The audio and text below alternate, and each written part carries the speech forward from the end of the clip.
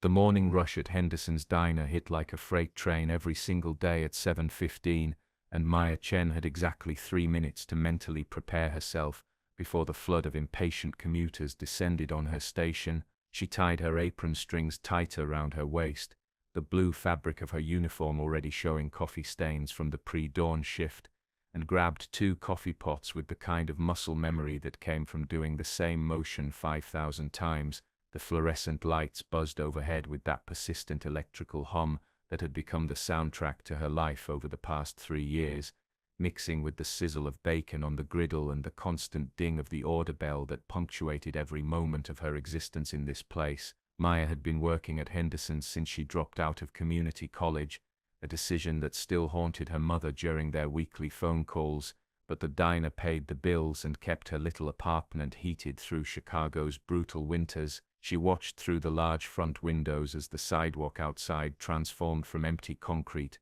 to a river of suits and briefcases, all of them moving with that particular brand of urgency that came from people who believed their coffee orders were matters of life and death. Her co-worker Jennifer breezed past carrying a tray loaded with breakfast plates, somehow managing to look effortlessly put together despite working the same grueling hours, and Maya wondered for the 1,000th time how some people just seemed to glide through life while others had to claw for every inch. The door chimed and the first wave entered, a regular in an expensive overcoat who never bothered learning her name despite her serving him 5 days a week for 3 years, and Maya plastered on her customer service smile, the one that never quite reached her eyes anymore. She poured his coffee before he even sat down, black with 1 sugar, exactly the way he liked it, and he grunted something that might have been thanks before burying his face in his phone. The morning stretched ahead of her like a marathon she hadn't trained for, 8 more hours of smiling and pouring and pretending that her feet didn't already ache and her back didn't protest every time she bent to wipe down a table. But Maya had become an expert at pushing through, at compartmentalizing the exhaustion and the creeping sense that her life was stuck on repeat, because what other choice did she have? Her younger brother's college tuition didn't pay itself, and her mother's medical bills from last year's surgery still arrived with depressing regularity, each envelope a reminder that dropping out hadn't been a choice so much as an inevitability. She moved through her station with practiced efficiency, taking orders and delivering food and refilling coffee cups in an endless cycle that she could probably do in her sleep at this point, and maybe she was doing it in her sleep. Maybe this was all just one long dream that she'd eventually wake up from. The thought almost made her laugh, but laughing during the morning rush was a luxury she couldn't afford, not when Mr. Henderson was watching from his office with those hawk eyes that never missed a mistake. Around 10:30, when the breakfast rush had finally died down to a manageable trickle and Maya was catching her breath at the service station, the door chimed again and a woman walked in who immediately stood out from the usual crowd. She was young, maybe late 20s, with dark circles under her eyes that spoke of sleepless nights and the kind of bone-deep exhaustion that Maya recognized in her own mirror every morning, and she carried a small child on her hip, a little girl with tangled blonde curls who couldn't have been more than 3 years old. The woman's clothes were clean but worn in that particular way that suggested they'd been washed and reworn too many times. Her jeans had a patch on one knee that didn't quite match the denim, and her jacket looked like it might have been stylish 5 years ago, but had since faded to a color that couldn't quite be called blue or gray. She hesitated in the doorway for a moment, looking around the diner with an expression that Maya had seen before on people who were calculating whether they could afford to be there, and something in Maya's chest tightened with recognition. The woman finally chose a booth in the corner, away from the windows and the other customers, and settled the little girl onto the vinyl seat with gentle hands before sliding in across from her. Maya grabbed a menu and 2 glasses of water, her standard opening move, and made her way over to the booth with what she hoped was a welcoming smile that didn't look as forced as it felt. Up close she could see that the woman's hands were shaking slightly as she accepted the menu, and the little girl was staring at the laminated pictures of pancakes and eggs with the kind of hungry intensity that made Maya's heart clench. The woman thanked her in a soft voice that had an accent Maya couldn't quite place, maybe somewhere from the south, and asked if they could have a few minutes to decide, and Maya nodded and retreated to give them space. She watched from the service station as the woman studied the menu with careful attention, her lips moving slightly as she read the prices, and then she pulled a worn wallet from her purse and counted the contents with the kind of discreet desperation that came from not wanting the world to see how little you had. The little girl tugged at her mother's sleeve and whispered something, pointing at the picture of chocolate chip pancakes, and the woman's face did something complicated, a mixture of love and pain and determination all rolled into one expression that Maya felt in her bones. When Maya returned to take their order, the woman asked in that same soft voice if they could share a border of toast and a small orange juice, the cheapest items on the menu, and could they please have extra butter if it wasn't too much trouble. The little girl's face fell, her bottom lip trembling as she looked at those glossy photos of pancakes one more time, and Maya felt something shift inside her chest, some wall that she'd built up over 3 years of dealing with demanding customers and tight tips, and the constant grind of service work. She looked at this mother and daughter, at the carefully maintained dignity despite obvious hardship, at the love in the woman's eyes as she smoothed her daughter's hair and promised her the toast would be delicious, and Maya made a decision that she knew could cost her everything. Maya clicked her pen and looked down at her order pad, her mind racing through calculations and consequences, and the memory of her own mother stretching a single can of soup to feed 2 kids when money got tight. She knew the rules, had them drilled into her head during her very first shift 3 years ago when Mr. Henderson laid out his expectations with military precision: no free food, no discounts without authorization, no exceptions for sob stories because everyone has a sob story and this is a business, not a charity. She'd watched 2 servers get fired over the years for violating that rule, seen them escorted out the door with their final paychecks and a lecture about stealing from the company, and she'd always told herself she'd never be stupid enough to risk her job like that. But looking at this little girl's hopeful face and her mother's quiet desperation, Maya found that all her practical considerations suddenly meant nothing compared to the simple human need to help someone who was struggling. She took a breath and started writing on her pad,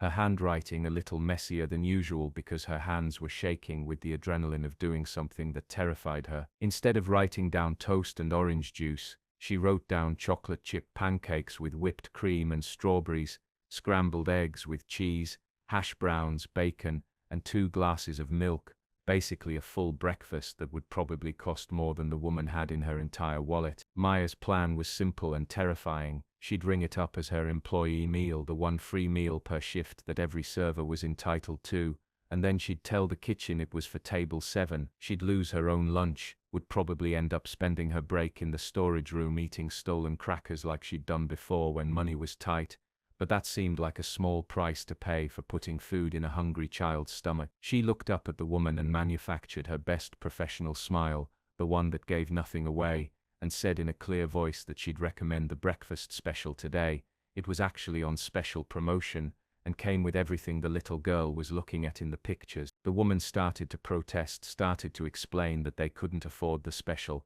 her voice getting quieter and more embarrassed with each word, but Maya cut her off gently, and insisted that the promotion was already applied. It was actually the same price as what she'd ordered. Company policy for the morning hours. The lie came out smoothly, honed by years of customer service doublespeak, and Maya watched the woman's face cycle through disbelief and hope and cautious gratitude. The little girl bounced in her seat, her earlier sadness transformed into pure joy, and she asked her mother if she could really have the pancakes with the chocolate chips, and the woman's eyes filled with tears that she tried to blink away as she nodded and pulled her daughter close. Maya felt her throat get tight and she quickly excused herself to put in the order, walking back to the kitchen with her heart pounding so hard she was sure everyone in the diner could hear it. She handed the order slip to Carlos, the line cook who'd worked there even longer than she had, and he glanced at it and then at her with raised eyebrows, clearly noting that she'd marked it as her employee meal going to a table instead of the break room. For a long moment he just looked at her,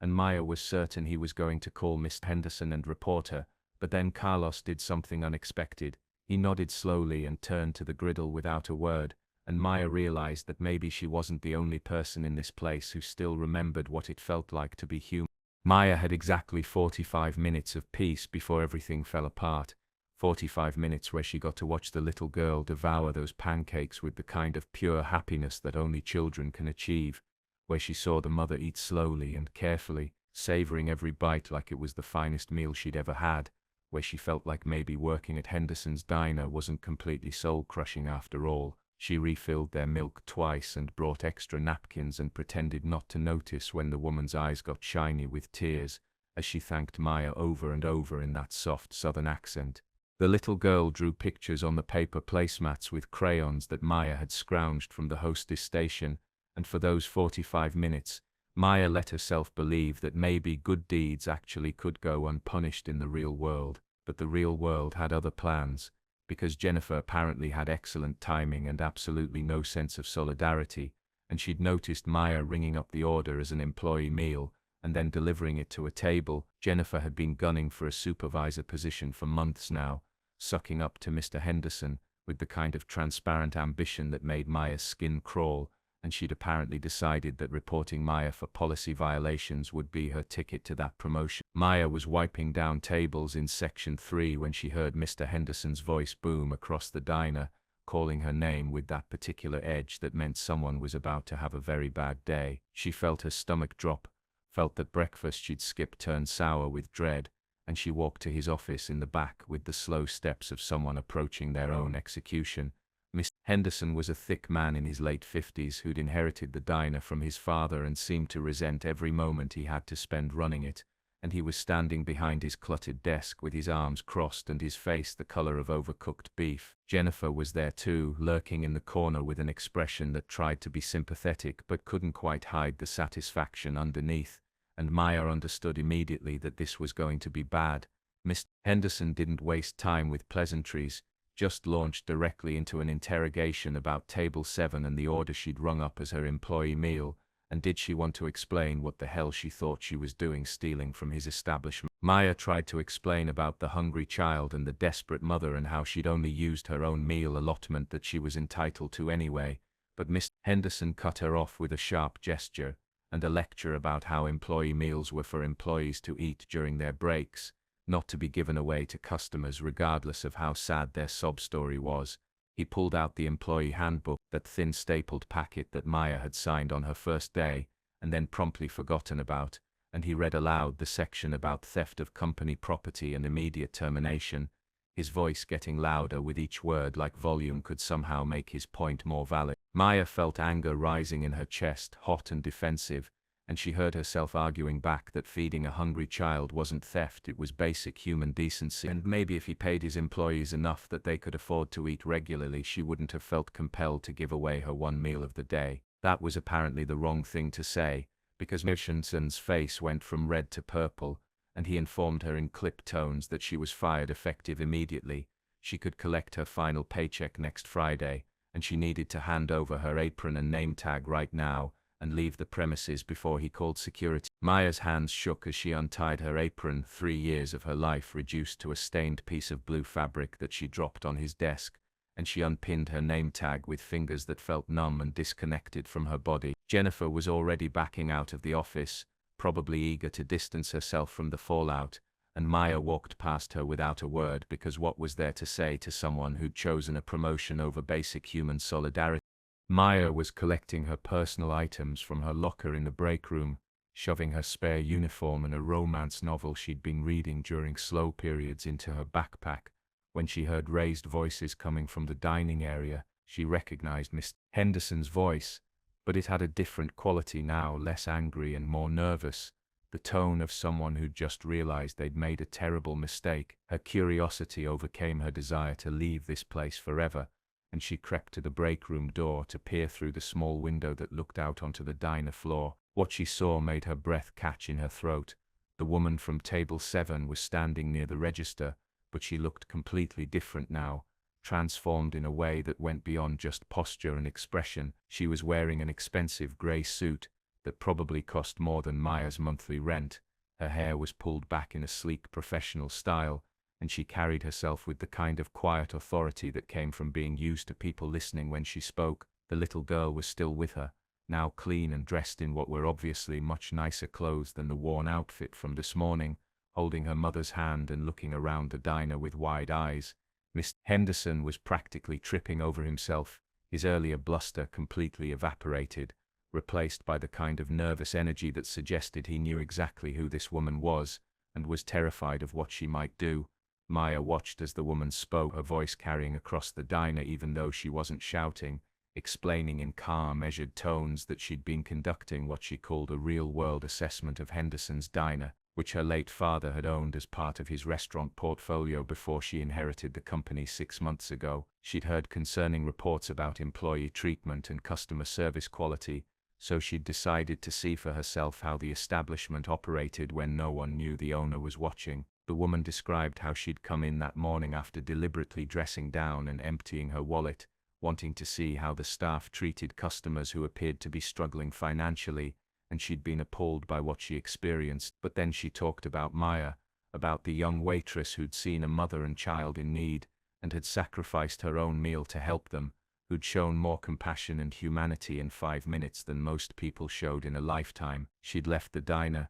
she explained, gone home to change and check on something that had been bothering her, and discovered that the same waitress who'd helped her had been fired less than an hour later for the crime of being a decent human being. Miss Henderson tried to explain about policy and theft prevention and industry standards, but the woman cut him off with a gesture that was pure executive authority, and Maya found herself fighting the urge to cheer. The woman explained in crystal clear terms that she was Sarah Mitchell, CEO of Mitchell Restaurant Group, and Henderson's Diner was one of 47 establishments in her portfolio, and she'd been looking for reasons to either renovate these locations or shut them down entirely. She'd found her answer today, but not in the way she'd expected, because she'd discovered that the problem with Henderson's Diner wasn't the location or the menu or the equipment, it was the management that valued rigid policy over basic human kindness. Maya watched as Henderson's face cycled through several shades of pale, and she felt a savage satisfaction at seeing him squirm the way he'd made so many employees squirm over the years. Sarah Mitchell pulled out her phone and made a call right there in the middle of the diner, and Maya heard her instructing someone on the other end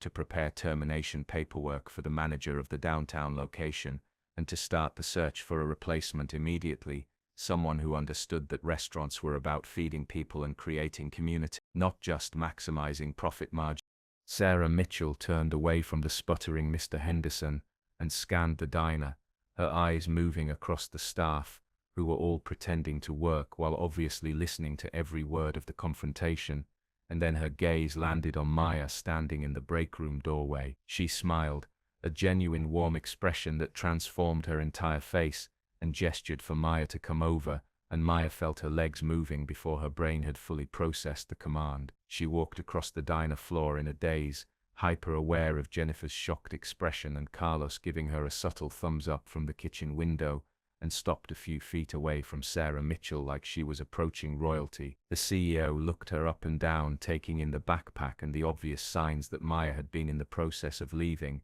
and her expression softened with something that looked like understanding. She introduced herself properly, shaking Maya's hand with a firm grip that suggested she meant business, and thanked her again for the kindness she'd shown that morning, explaining that it had been a test she hadn't even known she was conducting until it happened. Sarah told the story of how she'd inherited her father's restaurant empire 6 months ago, how she'd been struggling to figure out what kind of CEO she wanted to be, whether to focus purely on profits the way her business school professors had taught her, or to try to build something that actually meant something beyond the bottom line. This morning had given her the answer, she said, because she'd seen firsthand what happened when policy became more important than people, and she'd also seen what happened when someone had the courage to do the right thing, even when it cost them everything. Maya listened in stunned silence as Sarah explained that she was planning a complete overhaul of Henderson's Diner, turning it into a flagship location for a new direction she wanted to take the company, focusing on community involvement and employee empowerment and the kind of service that actually served people rather than just extracting money from them. And she wanted Maya to be part of it,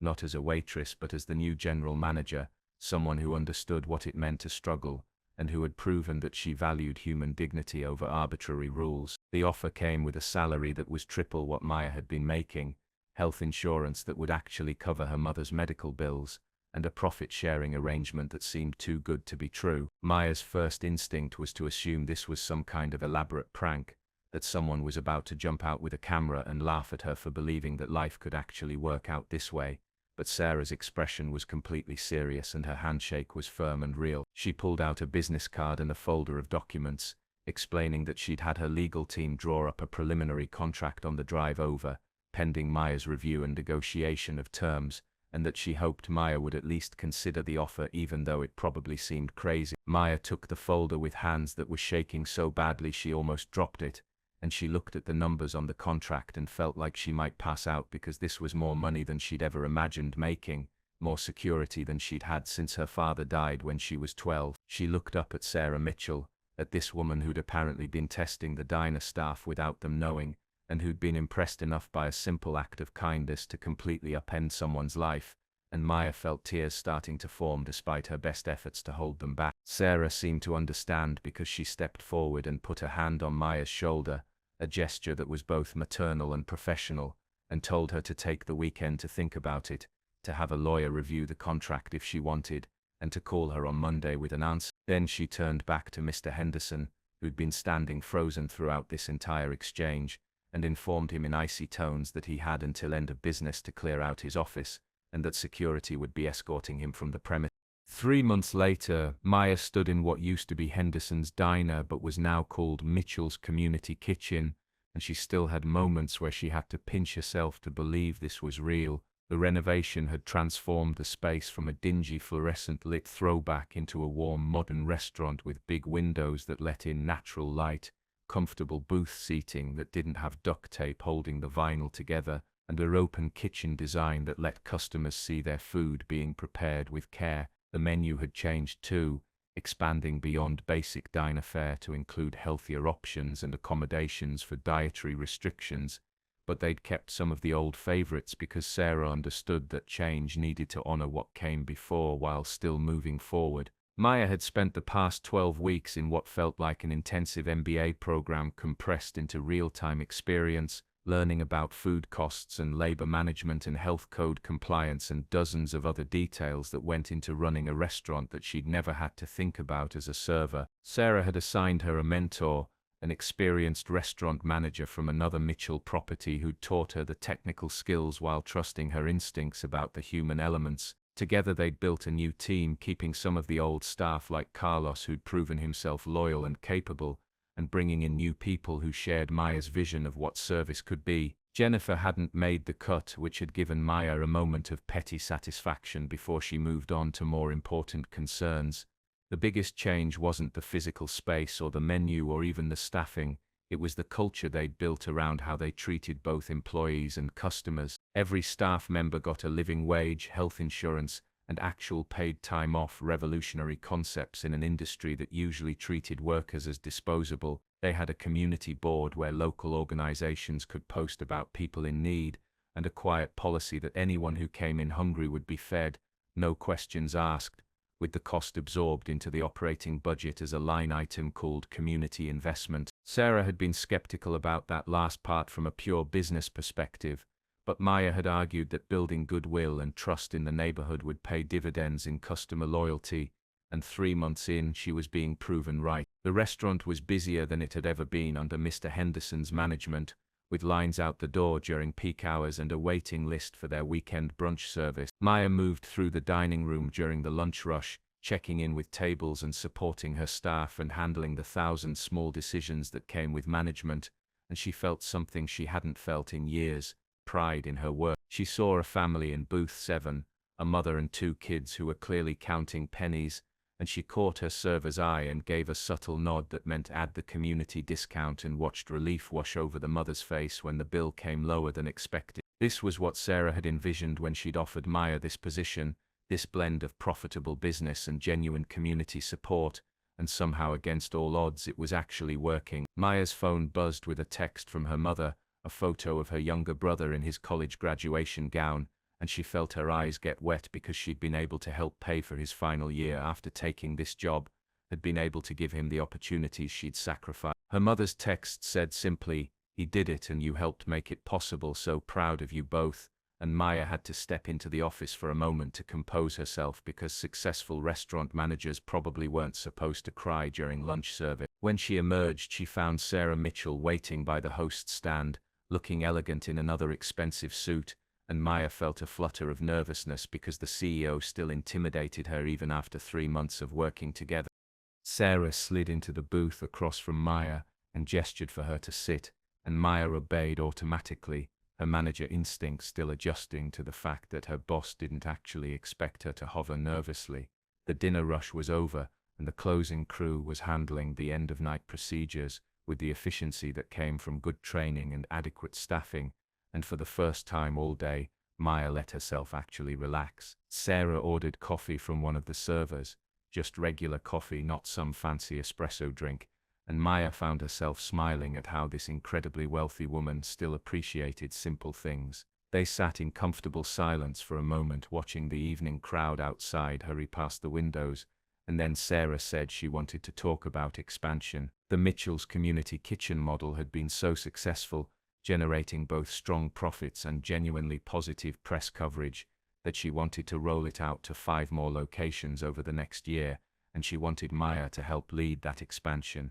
The offer came with another promotion, a regional management position, that would mean overseeing multiple restaurants and training new managers in the philosophy they'd developed here, and a salary that made Maya's head spin even though she'd gotten used to making actual money. But more than the money or the title, what made Maya's heart race was the opportunity to replicate what they'd built here, to create more spaces where people were treated with dignity, regardless of how much money was in their wallet, where staff were valued and supported and given room to grow. Sarah explained her vision for turning Mitchell Restaurant Group into a model for ethical business practices in the service industry, proving that you could be profitable while still prioritizing people, and she wanted Maya to be a key part of making that happen, because Maya understood both sides of the equation in a way that MBA graduates never would. Maya listened and felt the weight of how much her life had changed since that morning when she'd made the split-second decision to feed a hungry child, how one moment of following her conscience instead of the rules had set off a chain reaction that was still unfolding. She thought about the mother and daughter from that day, how Sarah had later told her they were actually her sister and niece staying with her during a difficult divorce, how Sarah had been testing the diner while also helping family, how nothing about that morning had been what it seemed. She thought about Mr. Henderson, who she'd heard was managing a fast food franchise in the suburbs now, probably still yelling at employees about policy violations and wondering where his career had gone wrong. She thought about Jennifer, about Carlos, about every person who'd ever worked a service job and had to choose between doing the right thing and keeping their paycheck. Maya realized that Sarah was waiting for an answer, looking at her with those intelligent eyes that had seen through her disguise that first morning, and Maya found herself nodding before she'd fully processed all the implications. Yes, she said. Yes to expansion and regional management and building something bigger than one restaurant. Yes to the scary responsibility and the learning curve and the possibility of failure. Yes to continuing this unlikely partnership between a CEO who'd inherited an empire and a former waitress who'd just wanted to feed a hungry kid. Sarah smiled and reached across the table to shake her hand, sealing the deal the same way she had 3 months ago, and Maya felt the solid warmth of that handshake anchoring her to this improbable reality. They talked for another hour about timelines and locations and the logistics of expansion, but eventually Sarah had to leave for another commitment, and Maya was left alone in the booth with her coffee and her thoughts. She looked around at Mitchell's community kitchen, at this space they'd transformed together, and she pulled out her phone to text her mother with the news about the promotion. But before she could start typing, she saw a notification about a news article, something about corporate responsibility in the restaurant industry, and when she clicked through she found a feature story about Mitchell Restaurant Group and their new approach to business ethics. There was a photo of the restaurant of Maya standing with her team, and a quote from Sarah Mitchell about how sometimes the best business decisions came from following your heart instead of the handbook. Maya read the article twice, letting it sink in that her story was being held up as an example, that the choice she'd made on an ordinary Tuesday morning had somehow become part of a larger conversation about how business could be different. She thought about that scared young woman who'd been counting pennies and breaking rules and hoping desperately that her good deed wouldn't blow up in her face, and she wanted to reach back through time and tell her that everything was going to be okay, better than okay, impossibly good in ways she couldn't imagine, but maybe that younger version of herself wouldn't have believed it anyway. Maybe sometimes you had to live through the fear and uncertainty to earn the joy that came after. Maya finished her coffee and stood up to do a final walkthrough before heading home, checking that everything was locked and cleaned and ready for tomorrow, and as she turned off the lights she felt a deep sense of gratitude for the hungry mother who'd turned out to be a seed, for the choice she'd made to help instead of look away, and for the strange and winding path that had led her from serving coffee in a stained apron to building something that actually mattered in the world.